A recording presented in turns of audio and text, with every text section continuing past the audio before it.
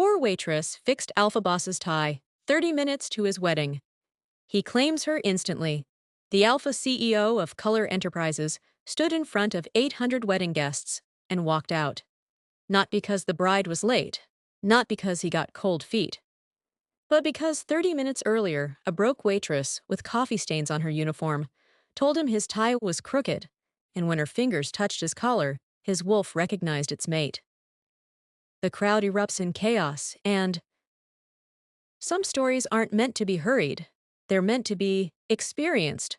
So slow down, settle in. This one holds mystery, deep emotion, and moments that linger long after the last word fades. If stories like this resonated with you, we'd truly love to hear from you. Drop a comment and tell us where you're listening from. Baltimore, Florida, Cambridge, Georgia, or anywhere else in the world. It means more to us than you know. And if supernatural romance and werewolf tales hold a special place in your heart, please like this video, subscribe to Gracie Werewolf Story Bank, turn on the notification bell, and share this with someone who loves getting lost in powerful stories. Now, settle in, let the story take you. Chapter 1. The Wrong Tie, the Right Woman. Venus Everest's morning started the way every morning started for the past 6 years, running late, wearing yesterday's mascara, and praying her power bike would start on the first try. It didn't. She lived in a studio apartment in Pilsen, Chicago's artsy neighborhood that used to be affordable before everyone discovered it. Now it was just expensive with good tacos. Her place was above a laundromat that made her sheets smell like other people's fabric softener, and she was exactly one broken transmission away from being homeless. But Venus Everest wasn't a quitter. She was a grinder. 3 jobs: waitress at Romano's Italian Bistro on weekday mornings, seamstress alterations on weekday afternoons, and weekend catering gigs that paid cash under the table. She'd been doing this dance for 6 years, ever since her mom died and left her with $47,000 in medical debt that Venus refused to declare bankruptcy over. Her mom taught her better than that. You handle your business, you don't run from what you owe. So that Saturday morning, Venus took 2 buses to get to the Drake Hotel downtown because her bike decided today was the day to retire. She was supposed to work a wedding, big money, important people, the kind of event where they paid servers $300 for 6 hours of work. She needed that $300 like oxygen. Venus showed up through the service entrance at 9:47 a.m., 13 minutes late, wearing her black catering uniform that she'd hand-washed in her sink the night before. Her supervisor, a middle-aged woman named Gladys with no sense of humor, gave her the look. "You're late, Everest." "My bike." "Don't care, you're on the groom's suite, breakfast service. Don't screw it up. These people are werewolf royalty." Venus froze. "Werewolf?" Gladys rolled her eyes. "Where have you been? The Color Pack runs half of Chicago's commercial real estate. Alpha Rodney Collier is marrying Ciara Nightshade from the West Coast Pack. It's basically werewolf Kardashians. Now go." Venus grabbed the breakfast cart and headed to the penthouse suite, heart pounding. She wasn't scared of werewolves. Not exactly. She'd just never been around one before. At least, not that she knew of. Humans and shifters had been out for about 15 years now, ever since the big reveal, when the supernatural community decided hiding was more trouble than it was worth. Most people adapted. Venus had been 12 when it happened. She remembered watching the news with her mom, watching werewolves and vampires and witches step into the light. Her mom had said, "Well, that explains why Mrs. Rodriguez never aged." But Venus had grown up on the South Side, in neighborhoods where everyone was too busy surviving to care about who shifted into what. Werewolves were just people with extra steps. Still, an alpha. That was different. She knocked on the penthouse door. A tall guy in an expensive suit opened it. Definitely werewolf. She could tell by the way he moved. All controlled power. "Breakfast service," Venus said. He looked her up and down like she was something he scraped off his shoe. "You're late." "Traffic," she lied. He stepped aside. Venus rolled the cart into the most insane hotel suite she'd ever seen. Floor-to-ceiling windows overlooking Lake Michigan, and standing in front of a three-way mirror, wearing a tuxedo that fit him like a second skin, was the groom. Rodney Collara. Venus had seen him in magazines. Chicago Business Journal loved him.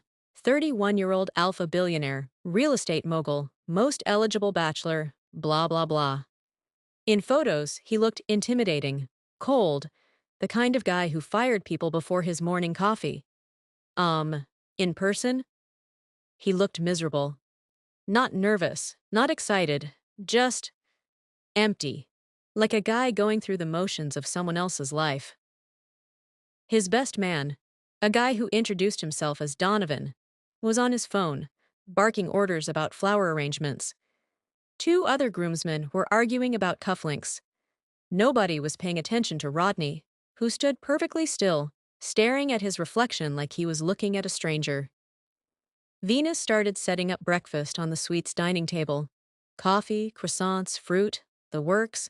She was trying to be invisible, the way servers learn to be around rich people, but something made her look back at Rodney. His tie. It was wrong. Not obviously wrong. The knot was technically correct. A Windsor, perfectly symmetrical. But the proportions were off. The tie was too thick for that collar style, and whoever tied it had pulled too much fabric through on the second wrap, making the knot sit too low and slightly crooked. It was the kind of thing most people wouldn't notice. But Venus noticed everything about fit and fabric. Her abuela had been a seamstress in Mexico City. Her mom had sewn alterations from their living room. Venus had been handling needles since she was 6 years old. And that tie was wrong. She should have kept her mouth shut, should have poured the coffee, collected her tip, and left. But Venus Everest had this problem where she couldn't let things stay broken when she knew how to fix them. "Excuse me," she heard herself say. Everyone turned. Donovan stopped mid-sentence. The groomsmen stared. Rodney's eyes, gold-flecked brown, intense, locked onto hers. "Your tie," Venus said, her voice stronger than she felt. "It's tied wrong." The room went silent. You could have heard a pin drop onto that plush carpet. Donovan's face went red. "Who the hell do you think?"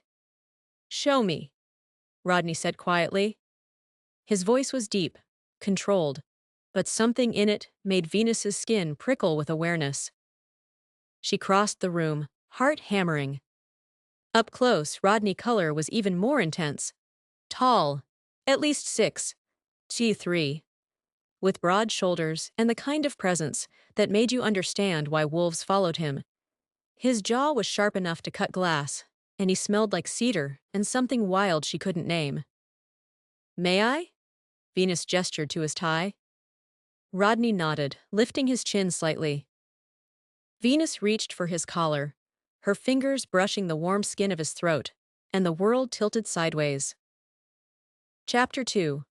The Mate Bond Snaps. Later, Rodney would try to explain what happened when Venus Everest touched his collar.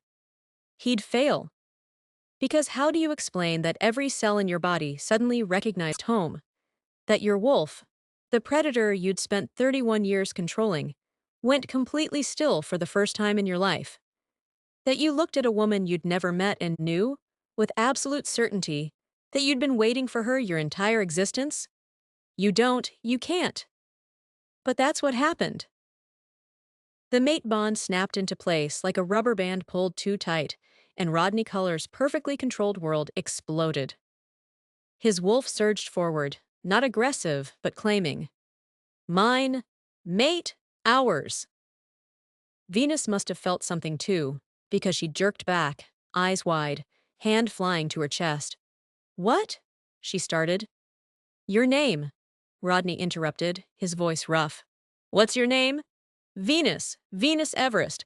I work for the catering company." "Take off my tie, Venus." The room went dead silent again. Donovan was staring. The groomsmen had stopped pretending not to listen. Venus's hands trembled as she reached for his tie again. This time, Rodney was ready for the shock of contact, except he wasn't. because it hit him just as hard the second time. She undid the knot with quick, sure movements, her fingers working like she'd done this 1,000 times. Whoever tied this used too much fabric on the second wrap, she explained softly, focused on the tie, not meeting his eyes. With silk this thick and this collar style, you need to adjust the proportions. See? She demonstrated, her movements practiced and efficient, looping, wrapping, pulling through. Her fingers brushed his throat, his collar, and each touch sent electricity straight through him. Rodney's wolf was going absolutely insane. Claim her, mark her, she's ours. He couldn't claim her. He was getting married in 37 minutes. To the wrong woman. The thought crashed through him with devastating clarity.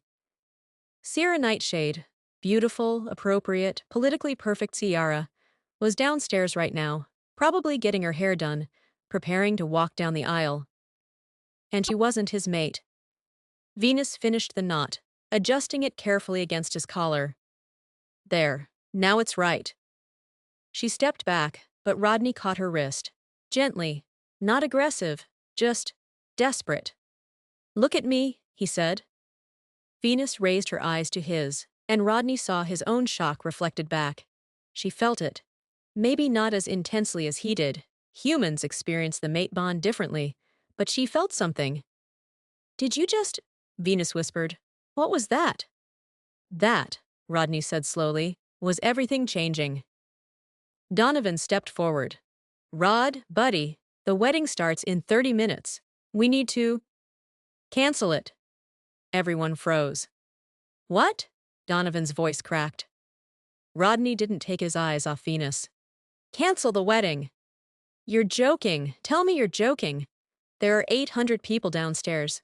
The Nightshade pack flew in from California. We've got photographers, a live band, a 7-tier cake. I don't care. Rodney. Donovan's voice dropped to alpha to beta seriousness. Think about what you're saying. You've been engaged to Ciara for 2 years. Both packs agreed to this alliance. Your father arranged this before he died. You can't just... My father, Rodney said quietly, spent his entire life doing what was expected, being the alpha everyone needed, making alliances, building power, sacrificing what he wanted for the pack's greater good. And you know what? He died at 57, alone in his office, having never once done a single thing just because it made him happy. He finally looked away from Venus, meeting Donovan's eyes. I'm not doing that, not anymore. Because of a tie? Donovan looked incredulous. Because she's my mate. The words hung in the air like a bomb. Venus made a small sound. Not quite a gasp, not quite a laugh. I'm sorry, what? Rodney turned back to her. You're my mate, Venus. My fated mate. The one person in the entire world meant for me. My wolf knew it the second you touched me. And I know this sounds insane, and you probably think I've lost my mind, but... I need to sit down, Venus interrupted, stumbling toward the nearest chair. Chapter 3. Chaos the Walkout. The next 20 minutes were absolute chaos. Donovan tried reasoning, then arguing, then outright begging. The groomsmen looked between Rodney and Venus like they were watching a car crash in slow motion. Venus sat in a $15,000 chair, staring at her hands, trying to process the fact that a billionaire werewolf alpha just called her his mate, and apparently planned to cancel his wedding because of it. This wasn't how her morning was supposed to go. She was supposed to serve breakfast, collect $300, go to her afternoon alterations job, and maybe, if she was lucky, afford both groceries and her electric bill this month. Instead, her entire life just imploded. This is insane, she said out loud. This is completely insane.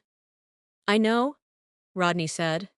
He'd pulled up a chair next to her, sitting close enough that she could feel the heat radiating off him. But it's true. You don't know me the way you think you do. I know you're my mate. That's not knowing someone. That's magic, or whatever werewolf thing this is. It's fate. Venus laughed, slightly hysterical. Fate. Right. Because fate gives a damn about a broke waitress from Pilsen who can't even afford to fix her bike. Fate, Rodney said firmly, brought you here today, to this room, to fix my tie, and to change my life. There was something in his voice, something raw and honest, that made Venus actually look at him. Really look at him. His eyes were warm brown, with flecks of gold that seemed to glow when the light hit them right. His jaw was clenched with determination, but his expression was open, vulnerable, nothing like the cold, controlled businessman from the magazines. If I walk out of this room without you, Rodney said quietly, I'll regret it for the rest of my life. I know that the way I know my own name. But I also know that you're human, and this is overwhelming, and you didn't ask for any of this. So I'm not going to force you into anything. But I need you to know, I'm calling off this wedding, with or without you, because I can't marry someone else when I just found you. Venus's throat went tight. Your bride is downstairs. She's not my mate. She's going to be devastated. She's going to be relieved, Rodney said, surprising her. Ciara doesn't love me. I don't love her. This wedding was arranged by our parents to merge pact territories and strengthen political alliances. She's been texting her ex-boyfriend for the past 6 months. I'm doing us both a favor. That still doesn't... Venus stopped, shaking her head. I can't process this. This is too much. Donovan's phone rang. He answered, listened, and went pale. Ciara's on her way up. She wants to see you before the ceremony. Rodney stood. Stall her. How am I supposed to? Figure it out. I need 5 more minutes. Donovan left, grumbling about impossible alphas and career suicide. Rodney turned back to Venus. Come with me. Where? Away from here. Just for an hour. Let me buy you coffee. Let me explain what a mate bond is. Let me... He ran a hand through his hair, messing up the perfect styling. Let me prove I'm not completely insane. Venus should have said no, should have walked out, gone back to her normal life, pretended this never happened.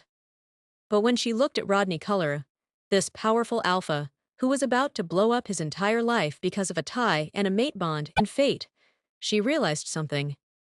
She believed him. Not because it was sensible, but because his gaze stripped away the years of invisibility, leaving her seen, wholly and undeniably, at last. 1 hour, Venus said, and then I'm going back to my real life. Rodney's smile was sunlight breaking through clouds. 1 hour. They made it to the service elevator before all hell broke loose. And that's when Ciara showed up. In her wedding dress, with her entire bridal party. And she was holding a pregnancy test. Chapter 4. The Pregnancy Bomb, Public Claiming.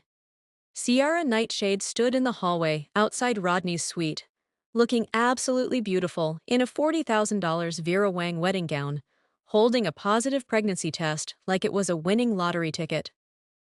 Behind her, 6 bridesmaids in matching lavender dresses looked between Ciara, Rodney, and Venus, with varying expressions of confusion and horror. Surprise, Ciara said flatly. We need to talk. Venus tried to step back into the suite, but Rodney's hand on her lower back kept her in place. Not controlling, protective. We're leaving, Rodney said calmly. Ciara's eyes flickered to Venus, taking in her catering uniform, her wide eyes, her death grip on the breakfast cart handle she'd forgotten she was still holding. You're leaving, Ciara repeated slowly. 30 minutes before our wedding, with the help? She's not the help, Rodney's voice dropped to alpha command, making half the bridesmaids flinch. She's my mate. Ciara blinked, once, twice. Then she started laughing. Not hysterical laughter, not angry laughter. Genuine, relieved, oh thank God laughter. You're serious, Ciara gasped between laughs. You actually found your mate. Today. Right now. Yes. That's... Ciara doubled over, laughing harder. That's the best news I've heard in 2 years. Everyone stared at her. Even her bridesmaids looked confused. Ciara straightened up. wiping tears from her eyes, careful not to smudge her makeup. Okay, okay, we're doing this. We're really doing this. She took a deep breath. Rodney, I'm pregnant. But it's not yours. Silence.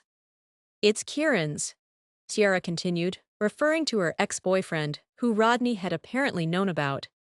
We've been seeing each other for 8 months. I was going to tell you after the honeymoon. I figured we could fake the timeline, tell everyone the baby was yours, and then quietly divorce in a year or two, like civilized people. Jesus, Kiara, Donovan breathed from behind them. Sierra shrugged. What? Neither of us wanted this marriage. Our parents arranged it. We were doing our duty, but now… She gestured at Venus. Now you found your actual mate, which means I'm free to be with Kieran without causing a pack war. This is perfect. There are 800 people downstairs, one of the bridesmaids whispered. Awkward, Ciara agreed cheerfully. But better than spending the next 40 years pretending to be in love with someone I'm not mated to. She looked at Rodney seriously. I'm calling off the wedding. I'll tell everyone it's my decision. That I can't marry you when I'm in love with someone else. You'll look like the victim. Your reputation stays intact. I don't care about my reputation, Rodney said. Well, I care about pack politics, Sierra shot back. Let me do this. You take your mate and disappear. I'll handle the fallout. Venus finally found her voice. Why are you being so cool about this? Sierra looked at her, really looked at her, and smiled. Because I know what it's like to be in love with someone your pack doesn't approve of. If Rodney can get out of this mess and be with his mate, then maybe there's hope for the rest of us, she paused. Despite everything, Venus laughed.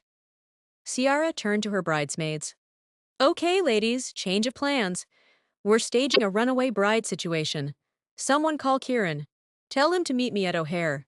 We're flying to California tonight. What about the guests? A bridesmaid asked.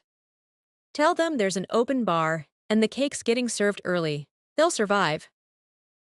Ciara looked back at Rodney. Go. Before someone else shows up and makes this more complicated. Rodney hesitated. Your father is going to be furious. My father can deal. I'm a grown woman carrying my true mate's baby. Even pack law says I can choose my own path. She shooed them toward the elevator. Now go before I change my mind and decide to cause a scene for entertainment value. Rodney grabbed Venus's hand and pulled her toward the elevator. They made it inside just as Donovan called out, Rod! What do I tell people? Tell them the truth, Rodney called back as the doors closed. Tell them I chose my mate. Chapter 5. The Coffee Shop Truth Bombs. Rodney Cullery, Billionaire Alpha CEO, walked into a Dunkin' Donuts on Michigan Avenue wearing a $5,000 tuxedo. Venus Everest, broke waitress, tried not to laugh. This is not the coffee shop I expected, she said. You wanted fancy? Rodney asked, genuinely confused. I wanted… Venus stopped. Actually, no, this is perfect. This is normal. I need normal right now. They ordered at the counter. Venus got an iced coffee with cream and sugar. Rodney got black coffee and a dozen donuts because apparently werewolf metabolism was no joke. And found a booth in the back corner. Venus wrapped her hands around her coffee cup and stared at Rodney Culler, who looked absurdly out of place in his tuxedo, casually eating a Boston cream donut like he wasn't supposed to be getting married right now. Okay, Venus said. Explain. Mate bonds are… Not that. I mean, yes, that too. But first, explain how you just walked away from a wedding like it was nothing. Rodney set down his donut. It wasn't nothing. It was the first real choice I've made in my entire life. That seems dramatic. It's true. He leaned back against the vinyl booth. My father became alpha when he was 23. He spent the next 34 years making every decision based on what was best for the pack. Who to ally with, what businesses to invest in, who to marry. Everything was calculated, strategic, political. He was a good alpha, a great one. But he was miserable. Rodney's voice went quiet. He died of a heart attack in his office at 2 a.m., working on a merger deal. Alone. His mate, my mother, had died when I was 10. He never took another mate because it wouldn't be politically advantageous. He sacrificed everything for duty. I'm sorry, Venus said softly. When he died, I became alpha at 29. And I thought I'd be different. But 2 years later, here I am, about to marry a woman I don't love for political alliance, running the same business my father did, making the same sacrifices. I was turning into him. He looked at Venus directly. And then you walked into my suite. You touched my collar. And for the first time in 2 years, I felt like I could breathe. Venus's throat felt tight. That's a lot of pressure to put on a stranger. You're not a stranger. You're my mate. You keep saying that word like I know what it means. It means... Rodney paused, choosing his words carefully. For werewolves, there's usually one person in the entire world who's perfect for us. Fate, genetics, magic. Nobody really knows why it works. But when you meet your mate, you know. Your wolf knows. It's like every cell in your body recognizes home. So it's biological. It's more than that. It's emotional, spiritual. A mate isn't just someone you're attracted to. It's someone who sees you, understands you, compliments you, makes you better. We've known each other for an hour. I know. Rodney smiled ruefully. Which is why I'm not asking you to marry me right now. I'm just asking you to give me a chance to prove it. Venus took a long drink of her coffee, buying time to think. This was insane. Completely insane. She should walk out right now, go back to her 3 jobs and her studio apartment, and her normal life. But when she looked at Rodney Culler, this powerful alpha who just imploded his life over a tie, she felt something she hadn't felt in 6 years. Hope. Tell me about yourself, Rodney said, breaking the silence. Not the mate bond stuff, just tell me about Venus Everest. There's not much to tell. I doubt that. Venus hesitated. She wasn't used to people actually wanting to know about her. But something about the way Rodney was looking at her, genuinely interested, no judgment, made her want to answer. I grew up on the South Side. Venus started slowly. My mom was a single parent, worked 2 jobs. She died 3 years ago from chronic kidney disease, left me with a lot of medical debt. I'm working 3 jobs trying to pay it off. You could declare bankruptcy. My mom taught me to handle my business. I'm handling it. Rodney's expression softened. You're loyal, that's good. What else? I sew. Alterations mostly. My abuela was a seamstress in Mexico. My mom learned from her. I learned from my mom. It's... Venus searched for words. It's how I feel connected to them, I guess. When I'm sewing, I'm carrying on something they started. That's beautiful. Venus felt her cheeks warm. It's just sewing. It's legacy, Rodney corrected gently. It matters. They talked for 2 hours. About everything and nothing. Rodney told her about growing up as an alpha heir. The pressure, the expectations, the weight of an entire pack depending on him. Venus told him about her neighborhood, her friends, the regular customers at Romano's who treated her like family. They were from completely different worlds, but sitting in that Dunkin' Donuts booth, those worlds didn't seem so far apart. Okay, Venus said finally. I have questions. Ask anything. If this mate bond thing is real, what happens now? Rodney chose his words carefully. Traditionally, I'd court you, prove I'm worthy. Then, when you're ready, we'd complete the bond. Which means, I'd mark you. A bite here. He gestured to the junction between neck and shoulder. It's permanent. It tells other wolves you're claimed, and it strengthens the bond between us. Venus's hand flew to her neck. You want to bite me? Eventually, not today. Not until you're ready. The bond is already there, Venus. The mark just makes it visible. And what do I get out of this? Everything, Rodney said simply. Protection. My pack's resources. A partner who'll spend the rest of his life trying to make you happy. He paused. And really good health insurance. Your mom's medical debt? I can clear that today. Venus stiffened. I don't need you to... I know you don't need me to.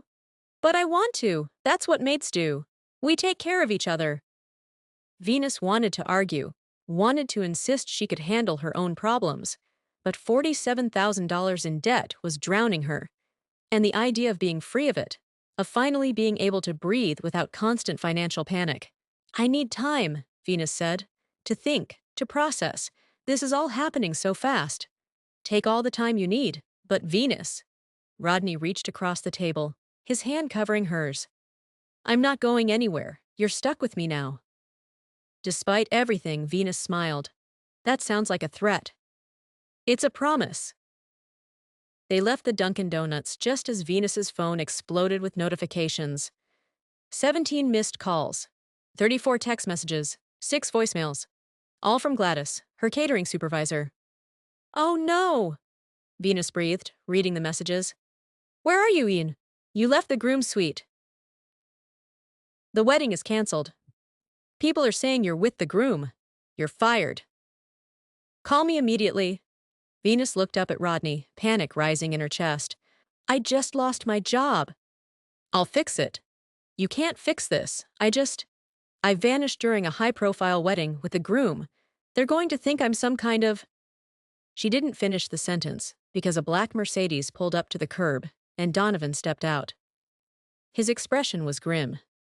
We've got a problem, Donovan said without preamble.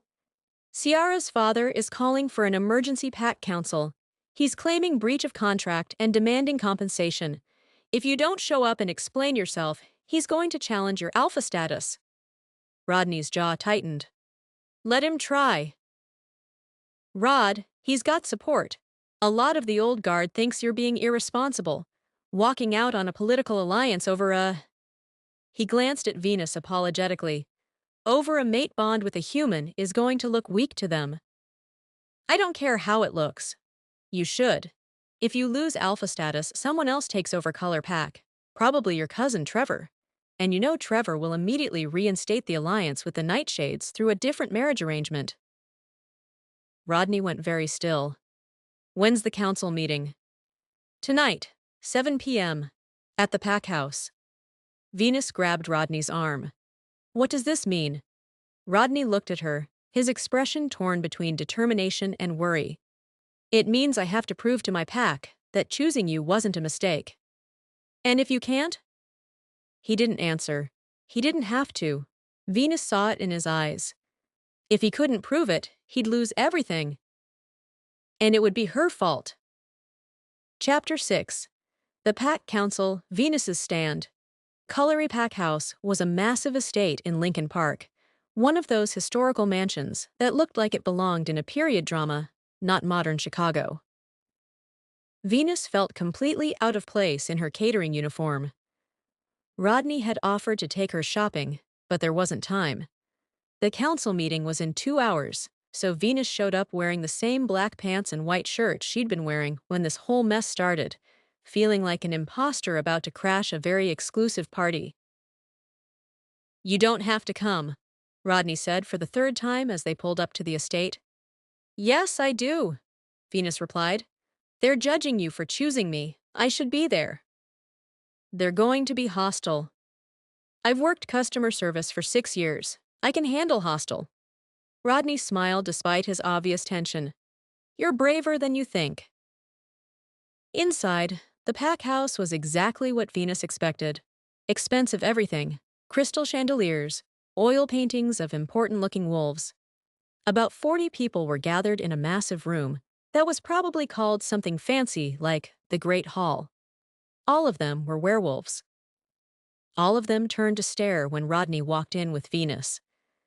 The hostility was immediate and palpable. An older man, silver hair, expensive suit, alpha energy rolling off him in waves, stepped forward. Rodney, I see you brought your human. Her name is Venus, Rodney said calmly, and she's my mate.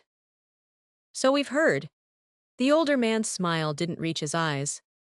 I'm Alaric Nightshade, Ciara's father, and I believe you owe us an explanation for humiliating my daughter and breaking a contract that took 2 years to negotiate. Venus expected Rodney to launch into some political speech. Instead, he just said, Venus is my fated mate. Everything else became irrelevant the moment I met her. Convenient, Alex sneered. And how exactly did you meet your fated mate? At a charity gala? A business conference? No, you met her when she was serving you breakfast. A human waitress who happened to touch your collar at the exact right moment to derail a multi-million-dollar alliance. The implication was clear. He thought Venus had somehow manipulated the situation. Before Rodney could respond, Venus stepped forward. You're right, she said clearly. I'm a waitress. 3 jobs, actually. I live in a studio apartment above a laundromat in Pilsen. My power bike died this morning. I have $47,000 in medical debt from my mom's chronic kidney disease treatment. I own exactly 3 pairs of shoes, and 2 of them have holes in them. The room was dead silent. Venus continued, her voice steady. I'm nobody special. I'm not pack royalty. I don't have connections or money or anything to offer, except really good alterations and an eye for when things don't fit right. So, yeah, from your perspective, I'm the worst possible choice for an alpha's mate. She looked directly at Alaric. But here's what you need to understand. I didn't ask for this. I didn't even know what a mate bond was until this morning. I showed up to work a catering gig because I needed $300 to pay my electric bill. That's it. That's my whole agenda. And yet, Alaric said coldly, you're here, with my daughter's ex-fiancé, wearing his scent, making claims about fate and bonds.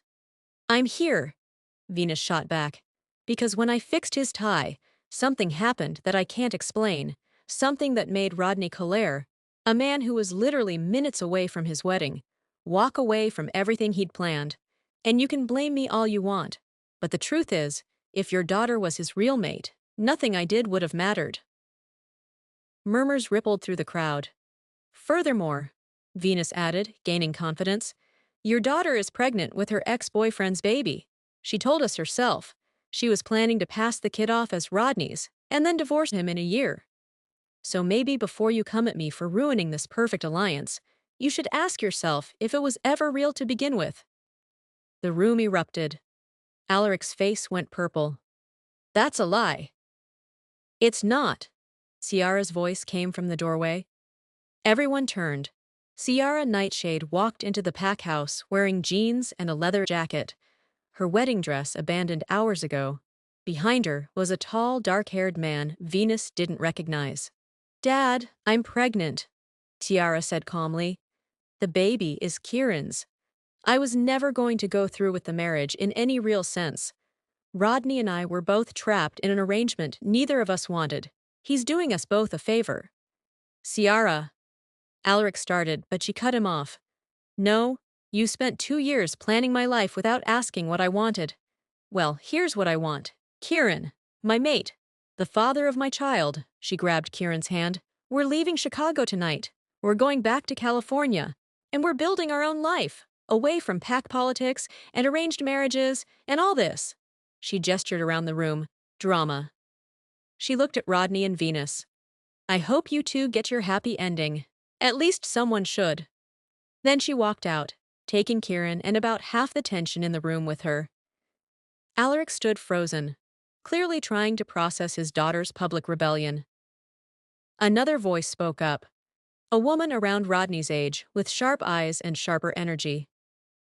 I'm Natasha Culler, Rodney's cousin, and I have a question for Venus. Venus braced herself. Okay. You fixed his tie this morning, a Windsor knot tied incorrectly. How did you know? What? How did you know it was wrong? Most people wouldn't notice. Most people wouldn't care. But you did. Why? Venus blinked, confused by the question. Because it was crooked. The proportions were off. It would have looked wrong in photos, and under certain lighting, it would have cast shadows. I couldn't. She paused. I couldn't let him walk down the aisle looking like that. It wasn't right. Natasha smiled. You couldn't let imperfection stand, even though it wasn't your job, even though pointing it out might get you in trouble. You saw something wrong, and you fixed it. I guess? That, Natasha said, looking at the council, is exactly what an alpha's mate should do. Someone who sees clearly, who isn't afraid to speak truth, who cares about getting things right, Not just looking right. She turned to Rodney. I support your choice. Venus might not be what we expected, but maybe that's the point. Maybe we've been expecting the wrong things. Several other pack members nodded. The tide was turning. An older woman stepped forward. I'm Vivian, pack elder. I've been alive long enough to see 17 alpha transitions, and I'll tell you what I've learned. The strongest packs aren't built on alliances and contracts. They're built on real bonds, real loyalty, real love. She looked at Venus. Child, can I see your hand? Venus hesitantly extended her hand. Vivian took it, closed her eyes, and went very still. After a long moment, she opened her eyes and smiled. The bond is real, strong, rare. I haven't felt a mate bond this powerful in 40 years. She released Venus's hand. Rodney Culler chose well. This human will make him stronger, not weaker. The room shifted. Not everyone was convinced. Venus could see skeptical faces, hostile glares, but enough people were nodding that the energy changed. Alaric Nightshade, realizing he'd lost control of the narrative, played his final card. Fine, the bond is real, but that doesn't erase the political implications. The Nightshade Pack invested significant resources in this alliance. We expect compensation. Name your price, Rodney said immediately. Your Lake Forest property, the commercial real estate portfolio in Wicker Park, and $10 million in cash. The room went silent. That was roughly 15% of Rodney's total assets. Done, Rodney said without hesitation. Venus grabbed his arm. That's too much. It's worth it, Rodney said simply, looking at her. You're worth it. Alaric looked disappointed that Rodney had agreed so quickly. Fine, I'll have contracts drawn up. But understand this. The Nightshade Pack will not be available for future alliances. You're on your own now, Culler. I can live with that, Rodney replied. Alaric swept out with half the room following him. The rest stayed, and slowly, one by one, pack members approached Venus. Some were cautious, some were warm. All were curious. A young woman around Venus's age bounced up. Hi, I'm Kelsey. I work in the pack's HR department. Also, I'm obsessed with your whole vibe. You literally showed up to a pack council in a catering uniform and told everyone off. That's icon behavior. Venus couldn't help but laugh. I didn't really have time to change. Even better. Very, I don't care what you think energy. We should be friends. Do you like brunch? We have the best brunch spots. Over the next hour, Venus met dozens of pack members. Not all were friendly, but enough were welcoming that she started to feel less like an outsider and more like, maybe this could actually work. Finally, Rodney pulled her aside. You were incredible in there. I was terrified. You didn't show it. He tucked a strand of hair behind her ear, the gesture intimate and natural. Thank you for standing with me, for defending us. I meant what I said. I didn't ask for this, but... Venus took a breath. But I'm starting to think maybe I want it. Maybe I want to see where this goes. Rodney's smile was brilliant. Yeah? Yeah, but I have conditions. Name them. I keep working. I'm not going to be some kept woman sitting around your mansion. I like my jobs. I like being independent. Okay. And I'm paying off my mom's debt myself. You can help with other things, but that debt is mine to handle. Okay. And we're taking this slow. I don't care about mate bonds or destiny or whatever. We're dating. Like normal people. Dinner, movies, getting to know each other. No biting until I'm ready. Rodney's eyes darkened slightly at the mention of biting, but he nodded. Anything else? Yeah, you're learning to tie your own ties properly. I'm not fixing them forever. He laughed, pulling her closer. Deal. Chapter 7, The Twist.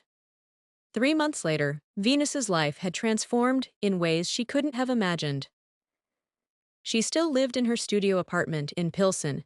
She'd refused Rodney's offer to move into his penthouse, insisting she needed her own space, but the apartment was paid off. Her mom's medical debt was cleared. She'd eventually let Rodney help after he'd worn her down with logical arguments about pack resources. And her alterations business had exploded after word got out that the alpha's mate was a seamstress. She'd quit her waitressing job, but kept the alterations work because she genuinely loved it. Now she worked out of a small studio space that Rodney had helped her lease in Logan Square. Her client list included half the pack and a growing number of humans who appreciated hand-stitched craftsmanship. Her relationship with Rodney was complicated. Good, but complicated. They saw each other almost every day. He'd show up at her apartment with coffee and donuts. Duncan had become their place. She'd attend pack functions on his arm, slowly building relationships with pack members.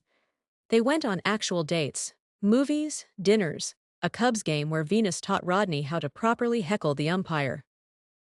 The mate bond was real. Venus felt it constantly now. A pull toward Rodney, an awareness of his emotions, a sense of rightness when they were together. But she hadn't let him complete the bond yet, hadn't let him mark her. Because Venus Everest didn't do anything halfway. If she was going to commit to being an alpha's mate, she needed to be absolutely sure. And she was getting there, almost there. Then everything exploded. Venus was at her studio working on a wedding dress alteration when Kelsey burst through the door looking panicked. "We have a problem," Kelsey said without preamble. Venus set down her needle. "What kind of problem?" "The worst kind. Trevor just filed a formal challenge for alpha position." Venus's blood went cold. Trevor was Rodney's cousin, the one Donovan had mentioned months ago as the likely replacement if Rodney lost alpha status. He was everything Rodney wasn't. Aggressive, traditional, obsessed with pack hierarchy and power. "On what grounds?" Venus asked.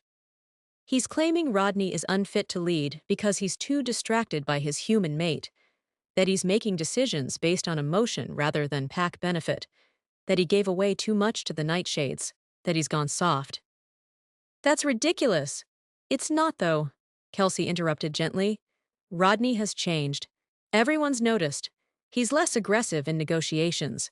He turned down a major real estate deal because it would have displaced low-income families. He restructured pack finances to support more community programs. He's trying to be different from his father, but to the old guard, different looks like weak." Venus felt sick. "So what happens now?" "There's going to be a challenge fight. Tomorrow night, full moon, Trevor versus Rodney. Winner takes alpha position." "On a fight?" "Yeah, shifted. First blood or submission. It's brutal, but it's pack law." Venus grabbed her phone. "I need to talk to Rodney." "He's in an emergency council meeting. Trevor made the challenge public. Rodney has to respond." Venus was already moving toward the door. "Where?" "Pack house." "But Venus," Kelsey caught her arm. "There's more. Trevor's claiming that if he wins, his first act as alpha will be to exile you from pack territory. He's basically making this a referendum on whether humans belong in pack leadership." The words knocked the breath from her. "He can do that?" "If he's alpha? Yeah, he can do pretty much anything." Venus ran. She made it to the pack house in record time, bursting into the council room where Rodney was standing in front of about 60 pack members, his jaw tight with controlled fury. "Not backing down from this challenge," Rodney was saying. "Trevor has the right to fight for alpha position. That's pack law, and I'll face him tomorrow night." "You'll lose," Trevor called out from across the room. He was big, bigger than Rodney, with the kind of aggressive energy that made Venus's skin crawl. "You've gone soft, cousin. Too much time with your human pet. You've forgotten what it means to be a real alpha." "Funny," Rodney said coldly. "I seem to remember leading this pack through a major recession, 3 territory disputes, and a pack merger while you were doing—" "What, exactly?" "Oh, right. Complaining." Several pack members snickered. Trevor's face darkened. "Tomorrow night, I'm taking what should have been mine from the start. And when I do, your little human girlfriend is gone. I'm not having weak human blood anywhere near pack leadership." That's when Venus stepped forward. "I'll fight you." she said clearly. The room went dead silent. Rodney turned, his eyes wide. Venus, no. I'll fight you, Venus repeated, looking directly at Trevor. If this is really about whether I'm fit to be Rodney's mate, then let me prove it. Not him. Me? Trevor laughed. You? A human? Fight me? That's hilarious. Pack law says challenges can be fought by proxy, Venus said. She'd been studying pack history for 3 months, reading everything she could find about werewolf culture. If someone challenges the alpha's mate, the mate can accept the challenge instead of the alpha. It's in the old texts, page 247, section 15. Vivian, the pack elder, spoke up. She's right. The law hasn't been invoked in 70 years, but it's valid. Trevor's expression shifted from amusement to uncertainty. You're human. You can't fight a werewolf. So you're scared? Venus taunted. Big bad wolf afraid of a waitress? The room erupted in whispers. Trevor looked trapped. If he backed down, he'd look weak. If he accepted, he'd be fighting a human woman, which would also make him look bad. But if he refused, he'd lose credibility. Fine, Trevor snarled. Tomorrow night, you and me. But don't expect mercy just because you're human and female. I'm not expecting mercy, Venus said calmly. I'm expecting to win. Chapter 8. The Fight the Claiming. Venus spent the next 24 hours preparing to fight a werewolf. Which was insane. Rodney tried everything to talk her out of it. Venus, he'll kill you. This isn't a metaphor. He's a werewolf. You're human. The strength difference alone. I know what I'm doing, Venus lied. She didn't know what she was doing. She was terrified. But she knew one thing for absolute certain. If she let Rodney fight this battle for her, Trevor would never stop. There would always be another challenge, another test, another person questioning whether she was worthy of being an alpha's mate. This had to end, now. Natasha showed up at Venus's apartment that evening with a bag full of supplies. Okay, if you're really doing this insane thing, we're doing it smart. I'm listening. Werewolves are stronger and faster than humans, but we're not invincible. We have weaknesses. Natasha pulled out a silver chain. Silver disrupts our healing. It won't kill Trevor, but it'll slow him down. Wear this around your wrist under your sleeve. Isn't that cheating? It's strategy. Trevor's going to use every advantage he has. You should too. Natasha pulled out more items. Wolfsbane oil. Rub it on your hands. It'll burn if he bites. This knife, silver blade, small enough to hide. And these. She handed Venus a pair of reinforced gloves. They've got silver thread woven in. Not enough to seriously hurt him, but enough to make him think twice about grabbing you. Venus stared at the arsenal. You really think I can win? I think you're braver than anyone I've ever met, Natasha said seriously. And I think Trevor's underestimating you. That's your real advantage. He thinks you're weak. Prove him wrong. The fight was set for midnight. Full moon, maximum drama. In the clearing behind the pack house. When Venus arrived, at least 100 pack members were gathered, forming a loose circle around the designated fight space. Rodney met her at the edge of the clearing. His eyes were wild with worry. It's not too late. I can still fight him. Let me protect you. Venus cupped his face, forcing him to look at her. I love you. Did I mention that yet? Rodney went very still. No, you haven't. Well, I do. I love you. And that's why I'm doing this. Because we're partners. You don't protect me. We protect each other. She kissed him, quick and fierce. Trust me. I do, Rodney whispered. I'm just terrified. I know. Me too. Venus smiled. But I didn't survive 3 years of poverty, medical debt, and working 3 jobs just to give up now. I'm tougher than I look. She stepped into the clearing. Trevor was already there, stripped to the waist, his eyes gleaming with anticipation. Last chance to run, little human. Not running, Venus said calmly, rolling up her sleeves. But I have one condition before we start. You don't get to make conditions. Actually, I do. Pack law says formal challenges require clear terms. So here's mine. If I win, you leave the pack. Permanently. No more challenges. No more questioning Rodney's leadership. You're done. Trevor laughed. Fine, and when I win, you leave. Forever. Deal. Vivian stepped forward as the official witness. The challenge has been accepted. Rules are simple. Shifted combat, first blood, or submission determines the winner. Begin when. Trevor shifted mid-sentence. 1 second he was human. The next, he was a massive wolf. Easily 200 pounds of muscle, fur, and teeth. He lunged at Venus before Vivian could finish speaking. Cheating. Of course he was cheating. Venus dropped and rolled, narrowly avoiding his first attack. She came up running, putting distance between them, buying time to think. Trevor circled her, growling, clearly enjoying the hunt. He was playing with her, showing off for the pack. That was his mistake. Venus stopped running. She turned to face him, standing completely still, her hands at her sides. Trevor's wolf tilted his head, confused by her sudden stillness. Prey was supposed to run. You want to know why I'm not scared? Venus called out, her voice carrying across the clearing. Because I've survived worse than you. I held my mother's hand while chronic kidney disease ate her alive. I worked 3 jobs on 4 hours of sleep. I've been invisible my entire life. You think you're big and bad because you're a werewolf? She pulled out the silver knife, letting moonlight glint off the blade. I'm a woman who learned to survive in a world that didn't care if I lived or died. That made me harder than you'll ever be.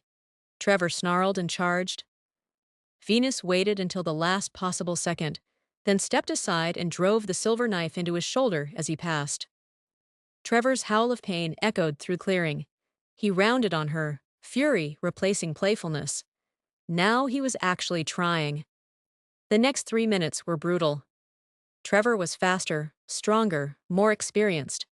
Venus was bleeding from a dozen shallow cuts, her left arm definitely sprained from blocking a hit that would have taken her head off.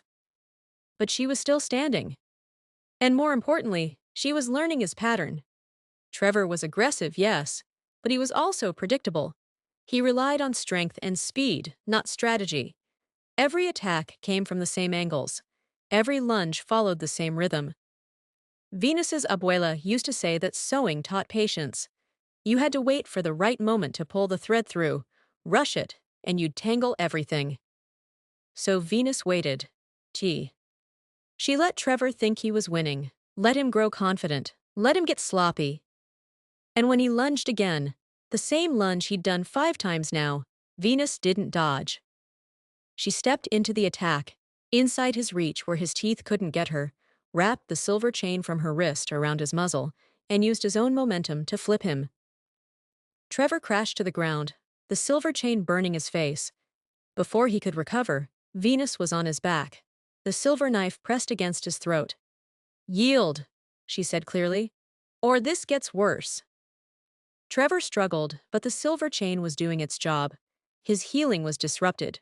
His strength was fading, and Venus's knife was drawing a thin line of blood at his throat. Yield, Venus shouted. For a long moment, Trevor didn't move. Then, slowly, he shifted back to human form and tapped the ground twice. Submission. The clearing erupted in chaos. Some people were cheering, some were stunned silent, some were clearly furious. Venus stepped back, releasing Trevor. She was shaking, bleeding, barely able to stand. But she was standing. Leave, Venus said quietly. Tonight. Don't come back. Trevor looked at her with something between hatred and grudging respect. Then he gathered his clothes and walked out of the clearing. Rodney was at Venus's side instantly, supporting her, checking her injuries. You're insane! You're incredible! You're... Yours, Venus finished, looking up at him. If you'll have me. Officially. Mate bond marking. The whole thing. I'm ready. Rodney's eyes went gold with wolf. Are you sure? I just fought a werewolf and won. I'm sure about everything right now. He kissed her then, in front of the entire pack, pouring 3 months of restrained passion into it. When they broke apart, Rodney's voice was rough. The claiming has to happen in front of the pack to make it official. So claim me. Rodney's hand cupped the back of her neck, tilting her head to expose the junction between neck and shoulder. This will hurt. I can handle it. His fangs descended, and he bit down. The pain was sharp and immediate, but it was followed by something else. Warmth spreading through her entire body, the mate bond snapping fully into place, a connection so profound that Venus gasped. She felt Rodney's emotions as if they were her own. Love, fierce and protective, pride, joy, relief. And underneath it all, a sense of absolute rightness, like two puzzle pieces finally clicking together. When Rodney pulled back, licking the wound to seal it, the pack erupted in howls. Not howls of protest, howls of acceptance. Vivian stepped forward, smiling broadly. The bond is complete. Venus Everest is officially recognized as alpha mate of the Color Pack. Anyone who challenges this will answer to me personally. Nobody challenged. 6 months later, Venus stood in her new studio space, a beautiful loft in West Loop that combined her alterations business with a training center for young people from low-income neighborhoods who wanted to learn sewing. She'd used some of Rodney's resources, pack resources, she'd learned to think of them, to create something that honored her mom's memory while building something new. Rodney walked in carrying 2 Dunkin' Donuts coffees and a bag of donuts. Your 2 p.m. appointment is here. Which one? The bride who wants her grandmother's wedding dress completely reconstructed. Venus smiled. Give me 5 minutes. Rodney set down the coffee and pulled her into his arms. Have I mentioned today that you're the best thing that ever happened to me? Only twice, you're slipping. He kissed the mark on her neck. His mark, permanent and proud. I'll do better. Venus's phone buzzed. A text from Kelsey.